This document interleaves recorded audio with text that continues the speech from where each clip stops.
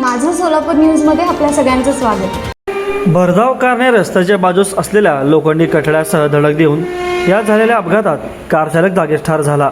सोलापूर पुणे महामार्गावरील मोडणी येथे पहाटे 1:30 वाजण्याच्या सुमारास हे भीषण अपघात झाला असून प्रवीण अण्णासाहेब पाटील वय वर्ष 40 राहणार शेळकी सोलापूर असे अपघातात मृत चालकाचे नाव आहे। पहाटेच्या सुमारास मोडणी येथील ओमकार पॅलेस हॉटेलजवळ ही भरधाव क्रेटा कार MS13EX 1297 लोखंडी कठड्याला धडकली। त्यानंतर कारने 3-4 वेळा पलटी मारत रस्त्याच्या कडेला असलेल्या खड्ड्यात जाऊन आदळली। यामधील कार चालकाच्या डोक्याला जबरी मार लागून तो जागीच ठार झाला, तर सर्व दरवाजे लॉक झाल्याने चालक आतच अडकून पडला होता।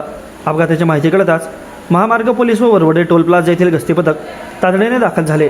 कारचे दरवाजे कापून मृतदेह बाहेर काढण्यात आला। ॲम्ब्युलन्सद्वारे त्यांना रुग्णालयात नेण्यात आले, परंतु डॉक्टरांनी उपचारापूर्वीच मृत घोषित केले। या घटनेचा अधिक तपास पोलीस करत आहेत। माझं सोलापूर न्यूज या यूट्यूब चॅनलला सबस्क्राईब करा आणि बेल आयकॉन प्रेस करायला विसरू नका।